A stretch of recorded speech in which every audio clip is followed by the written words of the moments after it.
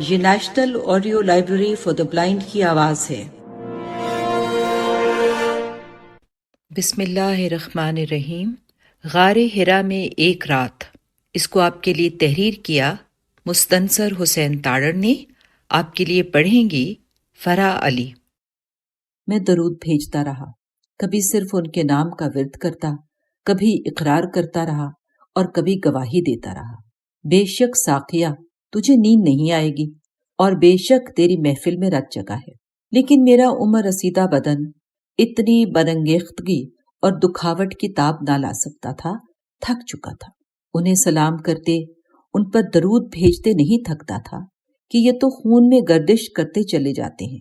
میں اپنے کہولت زدہ بدن کو آرام دینے کی خاطر لیٹنے کو تھا کہ شکم نے پھر بھوک کی دہائی دی۔ روحانی خوشی اور الوہی ہیجان میں بھی پیٹ پکارتا ہے کہ اب مجھے 2 روٹیاں دو۔ میرے پاس روٹیاں تو نہ تھی، چند کھجوریں اور دودھ تھا، اور مجھے خدشہ تھا کہ دودھ اتنا نہیں تھا جتنا میں پی چکا ہوں، لیکن بوتل کے اندھے پلاسٹک میں وہ اب بھی چھلکتا تھا۔ نیند تو خیر کہاں آنی تھی، بہت پچکارنے اور منت سماجت کرنے پر وہ کچھ مائل ہوئی، پر مجھے مدہوش کرنے میں ناکام رہی۔ میں آدھا سوتا آدھا جاگتا تھا۔ میری ظاہر کی آنکھ بند تھی، لیکن اندر کی آنکھ پلک بھی نہ جھپکتی تھی، کھلی تھی۔ میں ایک عارضی غفلت میں اتر گیا۔ جانے رات کا کون سا پہر تھا، جانے میں کہاں تھا، اور سوال یہ ہے کہ کیوں تھا؟ جب میں نے اس غفلت میں سے پل 2 پل کے لیے باہر آتے ہوئے آنکھ کھولی تو میری آنکھوں کے سامنے 2 آنکھیں تھیں، مجھے گھورتی ہوئی، جیسے 2 الاؤ جل رہے ہوں، ایسے جلتی ہوئی، دمکتے ہیروں کی مانند تاریکی کے زیور میں جڑی ہوئی۔ وہاں جہاں گھپ اندھیرا تھا، وہاں مجھے دیکھتی ہوئی، زندہ اور سیال آگ کی مانند بھڑکتی ہوئی۔ یہ ایک بلی تھی، لیکن یہ احساس ہونے سے لمحہ بھر پہلے جب میں نے آنکھیں کھولی اور یکدم ان آنکھوں کو عین اپنے سامنے گھورتے دیکھا تو ظاہر ہے کہ کچھ گھبراہٹ ہوئی۔ نامعلوم کا خوف لمحہ بھر کے لیے بدن میں تیرا، اسے تھوڑا سا بے جان کیا کہ یہ ہے کیا؟ آسیب ہے، روح ہے، اور کیا میری جان کے درپے ہے؟ شاید کوئی ایسی شے جو غار ہرا کی محافظ ہے۔ کیا ہے؟ میں نے اپنے خوف پر قابو پایا۔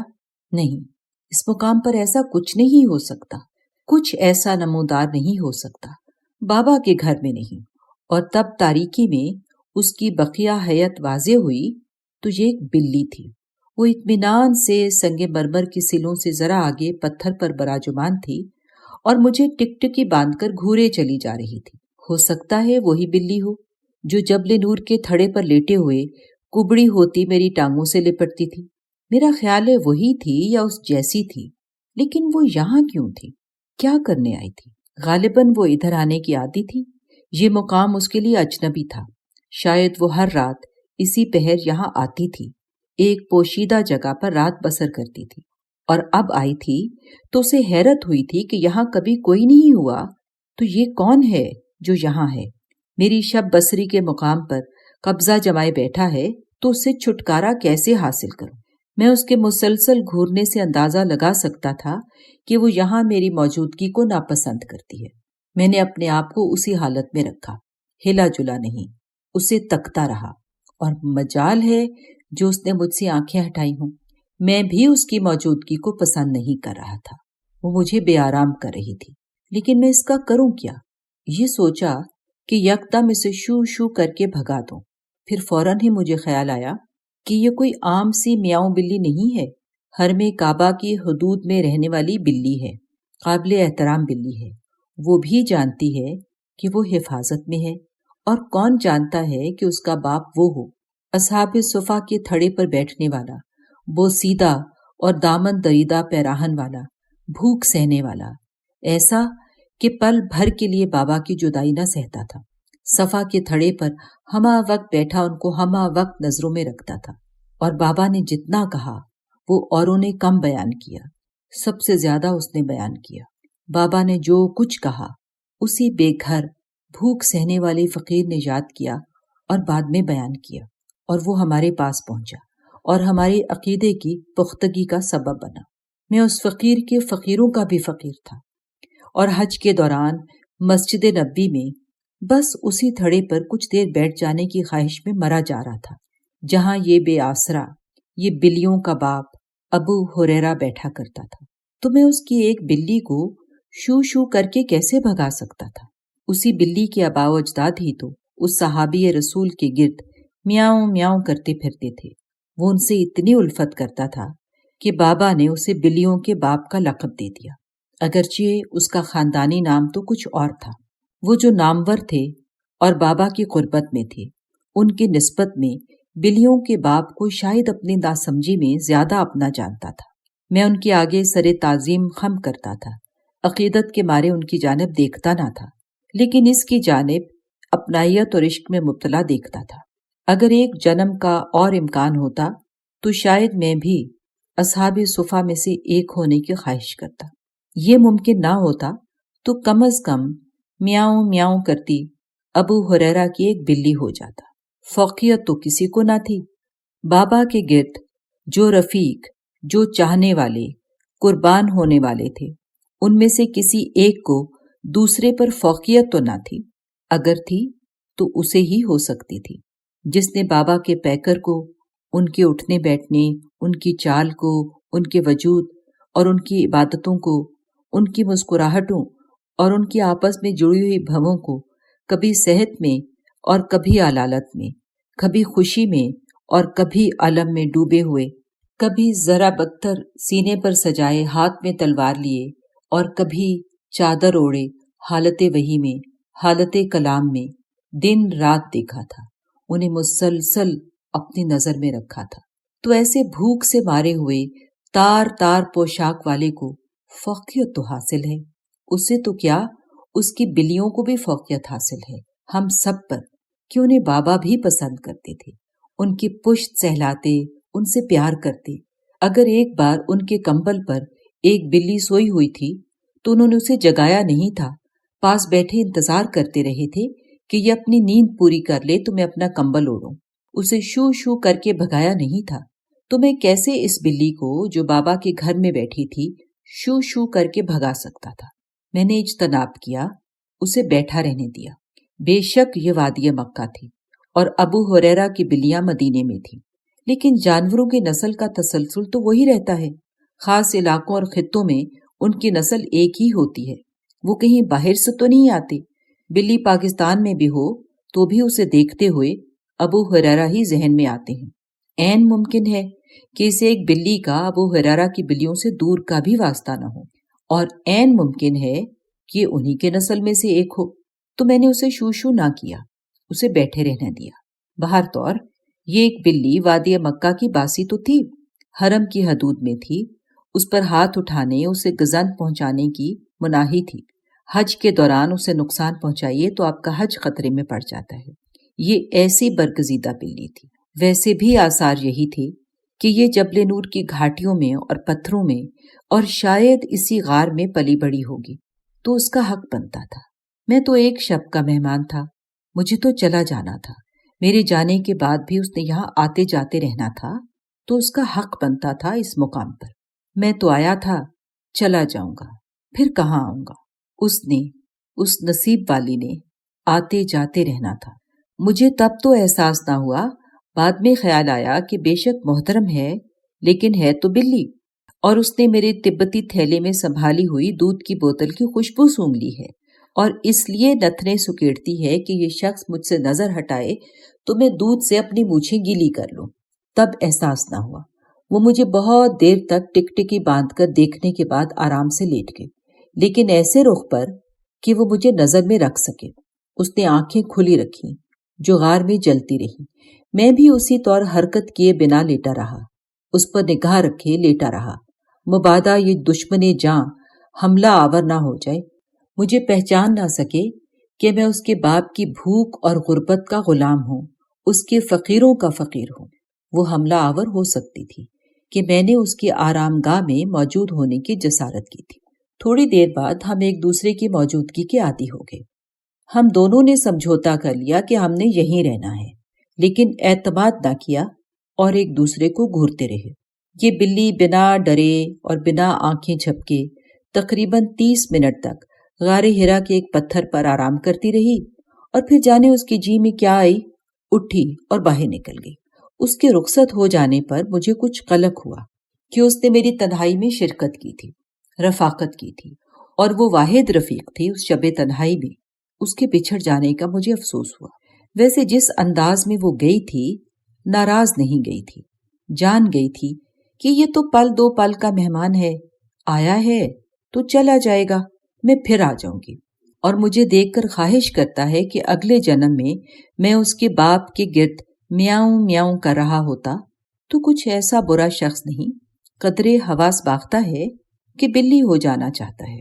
اس کی رخصتی پر میں کچھ دیر حالت ملال میں رہا، پھر اٹھا، صحن میں جا کر دیوار سے نیچے گھاٹی میں جھانکا کہ آمد و رفت شروع ہو گئی ہے، کہیں وہ مکہ کے مارموٹ اور بندر وغیرہ بھی ادھر آنے کا قصد نہ کر لیں۔ ہر سو چپ تھی، کوئی سرسراہٹ، آہٹ، کوئی موجودگی نہ تھی۔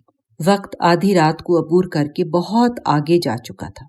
جبل نور کی چوٹی کے چٹان کا سایہ صحن میں بچھ کر نصف سے زیادہ حصے پر سیاہ ہو رہا تھا، اور نیاز پہلے کہاں دکھائی دیتا تھا جو اب اتنی تاریکی میں دکھائی دے جاتا۔ کیا میں صحن میں سے کچھ کنکر چن لوں؟ اس شب کے یادگار کچھ تو ساتھ لے چلوں۔ جب میں اس رات میں تھا تب بے شک میں آگاہ تھا کہ میں کہاں ہوں، یک بار ہوں، اس حیات میں دوبارہ نہ ہوں گا، لیکن اس کے باوجود کسی نشانی کو حاصل کرنے کی خواہش نہ ہوئی کہ تب تو وہ سب کچھ میرا تھا۔ کوئی بھی اپنے گھر کی کوئی شے تو نہیں اٹھاتا کہ یادگار رہے، لیکن اب تقریباً 1 برس بعد مجھے رہ رہ کر خیال آتا ہے کہ میں 1-2 کنکر ہی چن لیتا۔ غار ہرا میں تھا تو کسی بھی پتھر پر ضرب لگا کر اس کا ایک حصہ اپنے ہمراہ لے آتا۔ اب مجھے تھوڑا سا افسوس ہوتا ہے کہ اس شب کی کوئی بھی نشانی میرے پاس نہیں۔ ہاں، ایک نشانی تو ہے جس کا تذکرہ بعد میں کروں گا۔ اس نشانی کے سوا اور بھی بہت کچھ ہے۔ وہ کچھ جو میں اپنے ساتھ لے گیا تھا، جو کچھ بھی نہ تھا، غار ہرا میں ایک شب رہا تو میرے لیے معتبر ہو گیا۔ وہ مسلح جو میری بہو نے مجھے دیا تھا، جسے میں نے غار ہرا میں بچھے پرانے مسلح پر بچھایا تھا، وہ تسبیح جس کے دانے میں نے اس رات متعدد بار اپنی پوروں سے چھو کر گرائے، اور سب سے بیش قیمت وہ جوگز جن کے تسمے نہیں تھے، آسانی سے جڑ جانے والے فلیپ تھے، بہت ہلکے اور سیاہ اور سفید رنگ کے، جو میرے پاؤں میں تھے جبل نور پر چڑھتے ہوئے، اور جو غار ہرا کے اندر ایک ہموار پتھر پر شب بھر پڑے رہے۔ اور جب کبھی میں غار سے نکلتا، صحن میں جاتا تو ننگے پاؤں جاتا، البتہ اوپر چھت پر جاتا تو انہیں پہن کر۔ سوائے ان موقعوں کے وہ میرے ساتھ غار ہرا میں میرے رفیق رہے۔ وطن واپسی پر میں انہیں کبھی کبھار صبح کی سیر کے لیے استعمال میں لاتا رہا، اور میری سیر کے ساتھی نہیں جانتے تھے کہ یہ ہلکے پھلکے چینی نیاد جوگس کہاں سے ہو کر آئے ہیں۔ ابھی چند روز پیشتر میں نے محسوس کیا کہ وہ شکستہ ہو رہے ہیں۔ جب میں گھاس پر قدم رکھتا ہوں تو اس پر سویر کی شبنم ان میں سرایت کر کے میری جرابوں کو گیلا کرتی ہے، اور ایک صبح سیر سے واپسی پر میں نے غور کیا کہ وہ دھڑنے کو ہیں، ناکارہ ہونے کو ہیں، تو میں نے انہیں پہنا موقوف کیا اور ہمیشہ کے لیے انہیں سنبھال لیا کہ وہ ایک قیمتی متاع بھی تھے اور ایک متاع غرور بھی تھے کہ میں ایک شب غار ہرا میں تھا۔ اب میں آپ کو ایک نہایت ہی عجیب و غریب اور شاید عوام الناس کے لیے ایک پرمزہ خواہش میں شریک کرنا چاہتا ہوں۔ اگرچہ میرے پاس سلجوق کی عطا کردہ ایک ٹیشو پیپر پر جمع شدہ اس مٹی کے ذرے بھی ہیں جو روضہ رسول کے اندر غلاف کے نیچے جو قبر تھی وہاں کے ہیں، اور میں نے سوچ رکھا ہے کہ مجھے دفن کرتے ہوئے وہ ذرے، ٹیشو پیپر سے چمٹے ہوئے چند ذرے جو میرے چہرے کے قریب رکھ دیے جائیں گے۔ لیکن پرمزہ اور فاتر العقل خواہش یہ بھی ہے کہ یہ چینی نیاد جوگز بھی میرے رخساروں سے چھو رہے ہوں جب مجھ پر مٹی ڈالی جائے۔ میں واپس آ گیا، 2 نفل ادا کیے اور پھر تبتی تھیلے پر سر رکھ کر لیٹ گیا۔ رات گزرتی جاتی تھی اور مجھے یہ بھی قلق ہوا کہ یہ گزر جائے گی، آج نہیں، یہ تو کل کی بات ہے۔ کل شام کا قصہ ہے کہ مجھ میں یہ ڈر پھیلتا تھا کہ اس مقام پر ساری کی ساری ایک پوری رات جو بہت ہی طویل ہوتی ہے کیسے گزرے گی، اور اب اس ڈر میں تھا کہ یہ تو گزر رہی ہے، گزر جائے گی، گزر گئی تو پھر کیا کروں گا؟ مجھے تو اور کوئی کام ہی نہیں آتا، سوائے غار ہرا میں رات گزارنے کے۔ میں اسی آسردگی میں اونگ گیا۔ پھر جانے رات کے کس پہر آنکھ کھل گئی۔ الامین میں درج ہے کہ غار ہرا کا مطلب ہے تلاش و جستجو کا غار، اور جبل نور کے معنی ہیں روشنی کا پہاڑ۔ پتھر کی بڑی سلوں سے بنے اس غار کی لمبائی 12 فٹ کے قریب ہے اور چوڑائی 6 فٹ ہے۔ اونچائی اتنی ہے کہ آدمی آسانی سے کھڑا ہو سکے۔ اندر صرف ایک آدمی کے نماز پڑھنے، بیٹھنے یا لیٹنے کی گنجائش ہے۔ یہ ایسا ہی تھا۔ میں نے اپنے ہاتھوں سے، اپنے قد سے کھڑے ہو کر، بیٹھ کر، لیٹ کر یہ جان لیا تھا کہ لمبائی، چوڑائی اور اونچائی اتنی ہی ہے جتنی کہ بیان کی گئی ہے۔ میرا پورا بدن وہ پیمانہ تھا جس نے غار کو ناپا تھا۔ جستجو کی غار تھی تو میں نے جستجو کی تھی، اور اس جستجو کے ذرے میرے لباس پر ٹانکے ہوئے تھے، اور باہر بے شک صحن نصف زیادہ سائے میں آ چکا تھا، لیکن بقیہ ہر شے پر چاندنی معلق تھی۔ رات کے وقت جب چاند کی روشنی کوہ دمن پر پھیل جاتی تو حضور صلی اللہ علیہ وآلہ وسلم غار کی تنہائی میں اور فضا کی خاموشی میں اسی شگاف میں سے اللہ کے گھر کو دیکھتے۔ ہاں، میں شہادت دیتا ہوں کہ چاند کی روشنی کوہ دمن پر پھیلی ہوئی تھی، جیسے کہ وہ میری نظروں کے سامنے اب بھی پھیلی ہوئی تھی۔ البتہ زمانوں کے تغیر نے پتھروں کی سلوں کو ذرا سرکا دیا ہے، اور اس شگاف سے اللہ کا گھر آسانی سے نظر نہیں آتا۔ رمضان کا چاند آیا تو حضور غار ہرا کی جانب چل دیے۔ اہل خانہ بھی آپ کے ہمراہ ہو گئے۔ سیدہ خدیجہ بھی بچوں اور خدام کے ساتھ حضور کے ہمراہ ہو جاتی اور پہاڑ کے پاس کھلے میدان میں خیمہ زن ہو جاتی، اور حضور صلی اللہ علیہ وآلہ وسلم جبل نور کی بلندی پر چڑھ کر غار میں اتر جاتے۔ ان دنوں تو جبل نور کے دامن میں ویرانے اور صحرا تھے، تو اماں خدیجہ شاید اسی سپر سٹور کے پاس خیمہ زن ہوتی تھی جہاں سے میں نے دودھ اور پانی کی بوتلیں خریدی تھیں۔ ماہ رمضان کے 2 اشرے گزر چکے تھے۔ چاند اب پوری رات کا نہیں ہوتا تھا، اور آج چاند کی 12ویں ہے۔ 14ویں کے بعد 5-6 روز کے بعد چاند نے پوری رات کا ہی نہیں ہونا تھا، تقریباً ایسا ہی ہونا تھا جیسا آج کی شب تھا، شاید اس سے کچھ زیادہ مدھم، لیکن تقریباً ایسا ہی جیسا آج کی رات میں ہے اور میں اس رات میں ہوں۔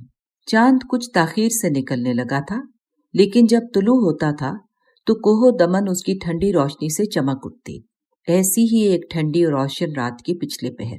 بے شک میں ان علامتوں کو اپنی آنکھوں سے دیکھ رہا تھا، انہیں محسوس کر رہا تھا۔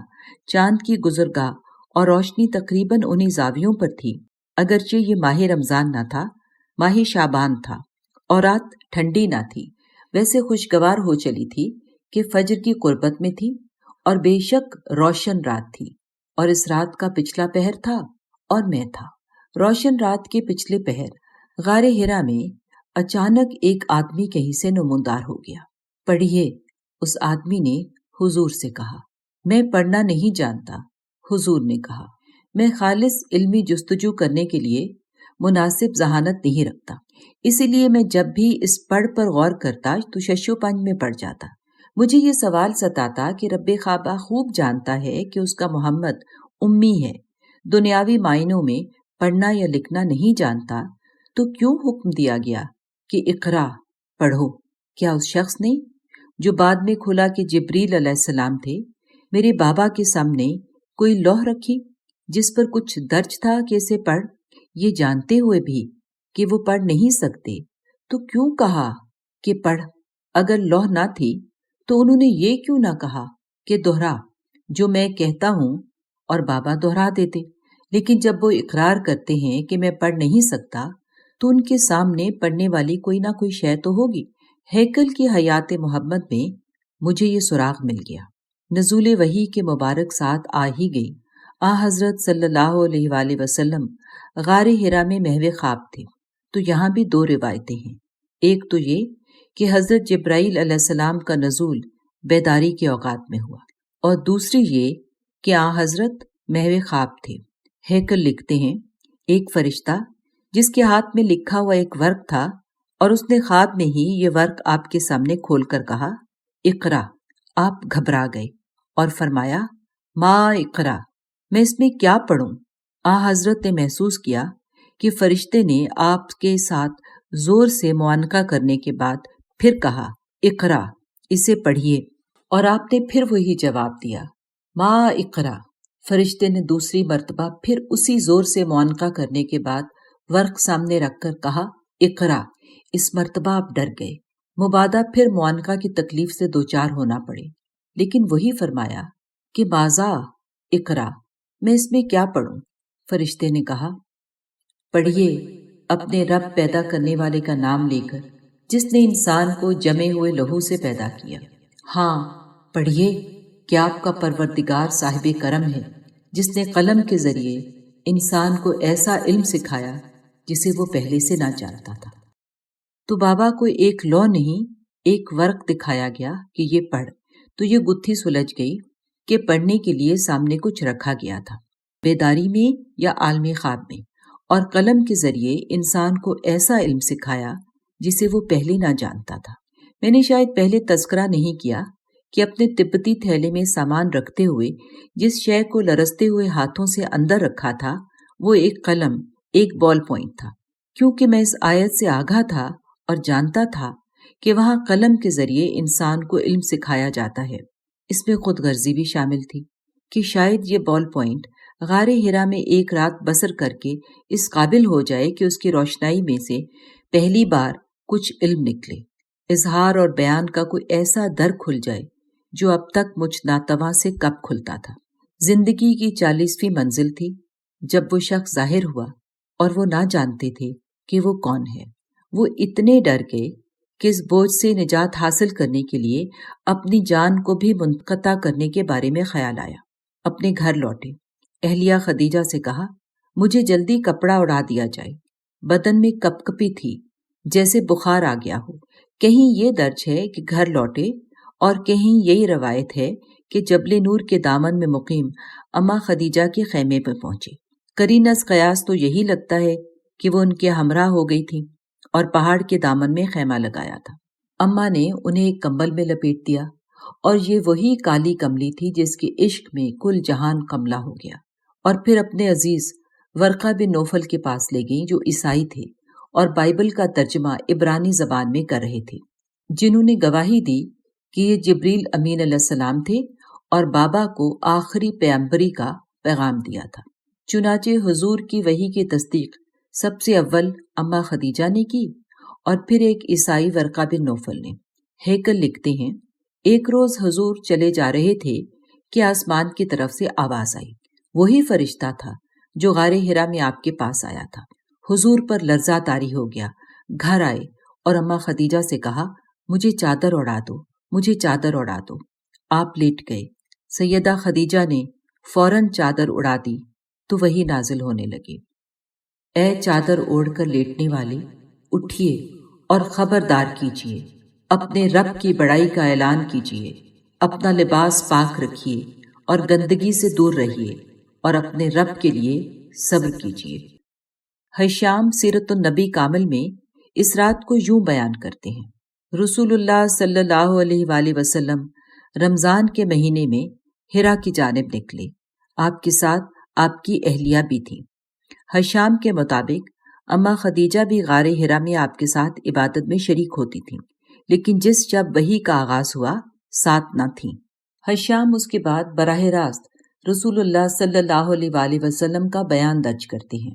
انہوں نے فرمایا میرے پاس جبریل علیہ السلام اس وقت آئے جب میں سو رہا تھا، اور ایک ریشمی کپڑا لائے جس پر کچھ لکھا ہوا تھا، پھر کہا پڑھیے۔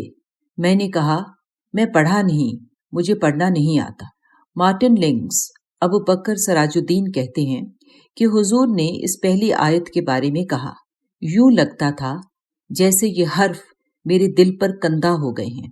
عبداللہ یوسف علی قرآن کا جس انداز میں انگریزی میں ترجمہ اور تفسیر کرتے ہیں، ایسے کرتے ہیں کہ اس ترجمے پر بھی ایک الہامی کتاب کا شبہ ہونے لگتا ہے، اور وہ اقرا کا ترجمہ ریڈ کے علاوہ پروکلیم بھی کرتے ہیں، یعنی اعلان کرو، اور یوں حرف پڑھ سے جو سوالات ذہن میں جنم لیتے ہیں وہ اعلان کرو سے واضح طور پر حل ہو جاتے ہیں۔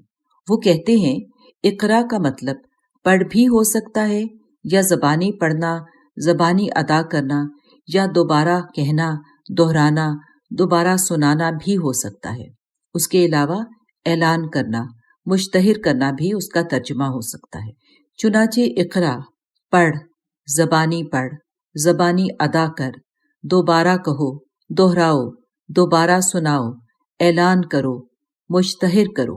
یہ رات غار حرا کی تنہائی میں، یہ رات تقریباً اسی احساس، شکل و شباہت اور مدھم چاندنی کی رات تھی، گئی رات تھی، جب 1400 برس کی ایک رات ایسی ہی مدھم چاندنی کی گئی رات میں، جب چاند بھی اسی کیفیت میں تھا، یہی پتھر تھے، یہی صحن تھا، اور جہاں میں تھا یہیں عین اسی جگہ پر بابا تھے۔ بیدار تھے یا خواب میں تھے جب کہا گیا کہ پڑھ، اور وہ پڑھ نہ سکتے تھے، اور میں اس امی کی، اس کے ہاتھوں کی گانٹھی ہوئی پیوند زدہ چپلوں تلے جو مٹی آتی تھی، اس کا بھی ایک ذرہ نہ ہو سکتا تھا۔ میں تو محض اس کی ڈاچی قصوہ کے پیچھے پیچھے چلنے والا، اس کی مینگنیاں سمیٹنے والا تھا، جس کی جانب سجن نے کبھی مڑ کر بھی نہ دیکھا تھا۔ تبھی تو مجھے پہچان نہ سکتے تھے۔ اگر کبھی مڑ کر دیکھ لیتے تو میں آسمان نہ ہو جاتا، اور پھر بھی میں کیسی ڈھٹائی سے انہی موسموں میں، چاند کی تقریباً انہی راتوں میں، انہی ہواؤں کی زد میں جو رات کی اس پہر خاموشی سے میرے بدن کو چھوتی ہیں اور کبھی ان کے رخساروں سے مس ہوتی تھیں، میں اسی جگہ پر بیٹھا تھا جہاں صرف ایک آدمی بیٹھ سکتا تھا یا لیٹ سکتا تھا، تو میں وہی آدمی تھا۔ تو آپ کو یقین کرنا ہوگا کہ اس شب میں پہلی بار مجھے اس بے ادبی کا احساس ہوا۔